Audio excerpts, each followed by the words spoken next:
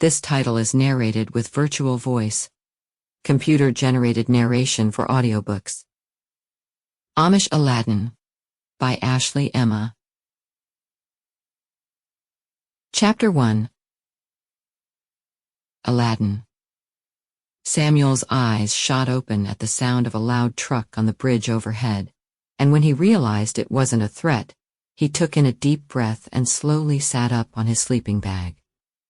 His German shepherd, Abe, yawned and stretched beside him, his long pink tongue extending past his sharp teeth. Though the mild-mannered dog seemed sweet, he was well-trained. On Aladdin's command, he would attack anyone who threatened them. Ever since Aladdin's time overseas in the military had ended, Abe had been his lifeline, not only for protection on the streets, but as a friend. In fact, Abe was more of a friend to Aladdin than any human had ever been. "Good morning, Abe," Aladdin said to his companion, scratching him behind the ears. Aladdin looked around at where they had spent the night, a grassy spot under a bridge in Unity, Maine. At least it was summer now and not winter, which is when they would have to face possible frostbite. "Let's go," Aladdin said, rising to his feet. He let out a low whistle, and the dog followed. He'd never been to Unity, Maine before, although he was originally from Maine. For now he was just passing through the town. Aladdin didn't exactly know where he was going, but he liked it here in Unity so far. It was a quaint town with classic diners and old bookstores, and people actually greeted each other on the street. At 24 years old, this was not what Aladdin had envisioned his life would look like. After growing up with an abusive stepfather, and a mother who clearly hadn't cared enough about him to keep him safe, he'd left as soon as he was old enough to join the army. After 3 tours in Afghanistan, his time in the military was over. His friends hadn't been so lucky. "Lucky?" he scoffed, glancing down at his tattered clothes and running a hand over his long, scruffy black beard that desperately needed shaving. His fingers subconsciously traced the scar that ran down his arm, hidden by his tattered sleeve. It wasn't from combat, but had been done by his stepfather, another part of the past he'd rather forget. His stomach rumbled, reminding him that he hadn't eaten in 2 days. As he walked down the street with Abe, he received a few wary glances from shoppers on the sidewalk, but he ignored them. He was used to it by now.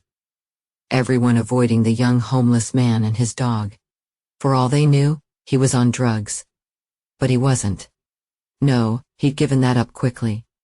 After getting out of the military, it had been his only way to cope at first, but then he'd overdosed.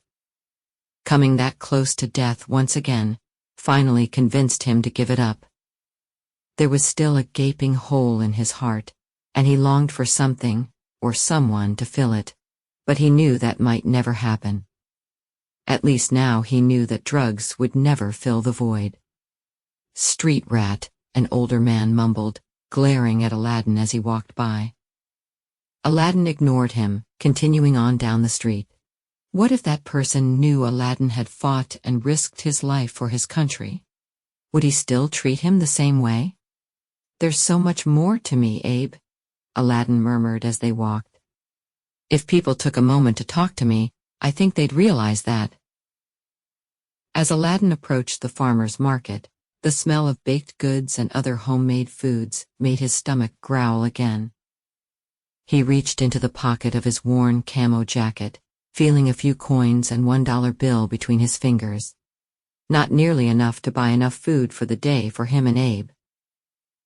He let out a long breath, glancing at his dog. He was going to have to steal their breakfast again. It wasn't his first choice, but after searching in dumpsters for 2 days, he was desperate. As he looked around, he noticed several Amish people, since there was an Amish community just down the road, and many of them sold their goods here at the market. People bustled about, filling their shopping bags as vendors called out their goods to get the buyer's attention. "Sugar dates and pistachios," one vendor called, turning Aladdin's head.